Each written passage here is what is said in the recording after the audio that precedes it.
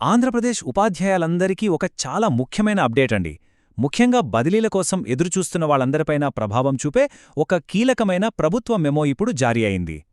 పాఠశాల విద్యాశాఖ నుంచి వచ్చిన ఈ అత్యవసర ఆదేశం రాష్ట్రవ్యాప్తంగా టీచర్ల రీఅపార్షన్మెంట్కి సంబంధించింది. ఇంతకీ ఏంటి ఆ మెమో, దాని పూర్తి వివరాలేంటో ఇప్పుడు చూసేద్దాం. అసలు ప్రభుత్వం ఈ రీఅపార్షన్మెంట్ అనేదాన్నే ఇప్పుడే ఎందుకు తెరపైకి తెచ్చింది? దీనివల్ల టీచర్ల బదిలీల ప్రక్రియ ఎలా మారబోతోంది? ఇలాంటి కీలకమైన ప్రశ్నలన్నింటికీ సమాధానాలు రాబోయే కొద్ది నిమిషాల్లో మనం క్లియర్గా తెలుసుకుందాం. సరే, ముందుగా అసలు ఏం జరుగుతోందో చూద్దాం. ఇది ఒక పెద్ద స్టాఫ్ రీఆర్గనైజేషన్ అన్నమాట. రాష్ట్రంలో ఉన్న ప్రతి స్కూల్లో ప్రతి టీచర్ పైన దీని ప్రభావం ఖచ్చితంగా ఉంటుంది. ఈ మెమోలో ఉన్న మెయిన్ పాయింట్ చాలా క్లియర్. పాఠశాల విద్యాశాఖ రాష్ట్రవ్యాప్తంగా ఉన్న టీచింగ్ స్టాఫ్ అందరినీ తప్పనిసరిగా రీఅపార్షన్మెంట్ చెయ్యాలని ఆర్డర్ వేసింది. ఇది జస్ట్ ఒక సలహా కాదు, ఖచ్చితంగా పాటించాల్సిన ఆర్డర్. ఇంతకీ రీఅపార్షన్మెంట్ అంటే ఏంటి? చాలా సింపుల్గా చెప్పాలంటే, స్కూళ్లలో ఎంతమంది పిల్లలున్నారో దానికి తగ్గట్టుగా టీచర్ పోస్టులను సర్దడం అన్నమాట. అంటే పిల్లలు ఎక్కువున్న స్కూల్కి ఎక్కువ మంది టీచర్లు, తక్కువున్న చోట పోస్టులను తగ్గించడం, ఇలా సిస్టమ్ని బ్యాలెన్స్ చేయడం. ఇక్కడ టీచర్లు అందరూ గమనించాల్సిన చాలా ముఖ్యమైన విషయం ఒకటుంది. ఈ రీఅపార్షన్మెంట్ ప్రాసెస్ మొత్తం పూర్తయ్యేదాకా టీచర్ల ట్రాన్స్ఫర్ కౌన్సిలింగ్ స్టార్ట్ అవ్వదు.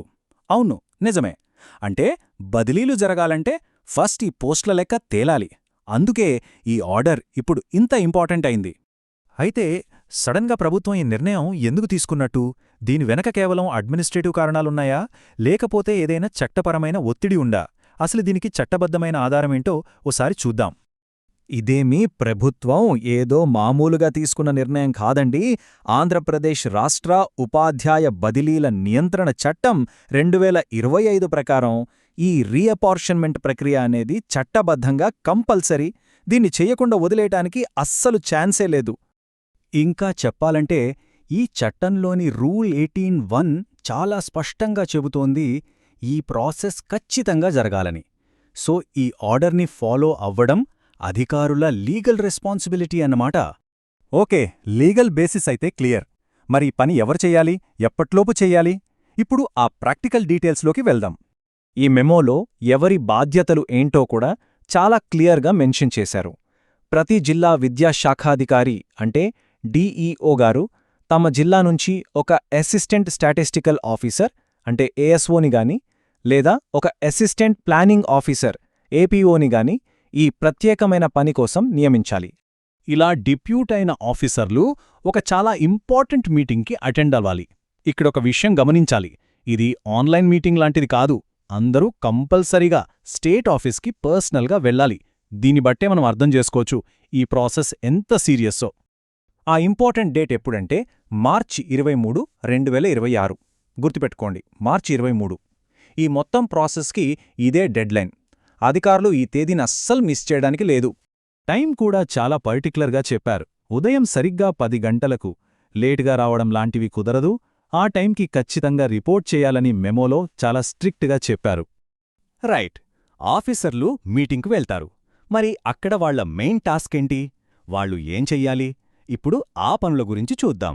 అక్కడ వాళ్ళు చెయ్యాల్సింది ముఖ్యంగా 3 పనులు. 1. వాళ్లతో పాటు సంబంధిత రికార్డులన్నీ తీసుకురావాలి. 2. మార్చ్ 1, 2026 నాటికి ప్రతి స్కూల్లో ఎంతమంది స్టూడెంట్స్ ఉన్నారనే డేటాని వెరిఫై చెయ్యాలి. ఫైనల్గా 3. ఆ డేటా ఆధారంగా ప్రతి స్కూల్కి ఫైనల్గా ఎంతమంది టీచర్లుండాలి అంటే క్యాడర్ స్ట్రెంగ్త్ ఎంతో కన్ఫర్మ్ చేయాలి. ఈ ఆర్డర్ కేవలం గవర్నమెంట్ స్కూల్స్కే మాత్రమే అనుకుంటే పొరపాటే. గవర్నమెంట్, జిల్లా పరిషత్, మండల పరిషత్, ఇంకా మున్సిపల్ స్కూల్స్, ఇలా దాదాపు అన్ని మేనేజ్మెంట్ల కింద ఉన్న స్కూల్స్కి ఇది వర్తిస్తుంది. సో ఇది చాలా పెద్ద రీఆర్గనైజేషన్ ప్రాసెస్ అన్నమాట. ఇక చివరిగా ఈ మెమోలో చాలా సీరియస్గా ఒక ఫైనల్ వార్నింగ్ ఇచ్చారు. అదేంటో చూద్దాం. ఈ మెమోలో వాడిన లాంగ్వేజ్ చాలా స్ట్రాంగ్గా ఉంది. అందులో ఉన్న వాక్యం ఏంటంటే, any deviation in this regard will be viewed seriously. అంటే ఈ విషయంలో ఎలాంటి తేడా వచ్చినా చాలా సీరియస్గా తీసుకుంటాం అని అర్థం. సో దీన్ని లైట్ తీసుకునే ఛాన్సే లేదని ప్రభుత్వం చాలా క్లియర్గా చెప్పేసింది. సో చివరిగా చెప్పొచ్చేదేంటంటే, ఈ రీఅపార్షన్మెంట్ ప్రాసెస్ అనేది కేవలం ఒక అడ్మినిస్ట్రేటివ్ పని మాత్రమే కాదు. ఇది రాబోయే టీచర్ల ట్రాన్స్ఫర్స్కి ఒక బేస్ లాంటిది. ఈ డేటా వెరిఫికేషన్ భవిష్యత్తులో టీచర్ పోస్టింగ్లను ఎలా మార్చబోతోంది? ఈ పరిణామాలను టీచర్లందరూ చాలా జాగ్రత్తగా గమనించాలి. దీనికి సంబంధించిన మరిన్ని అప్డేట్స్ వస్తాయేమో వేచి చూద్దాం.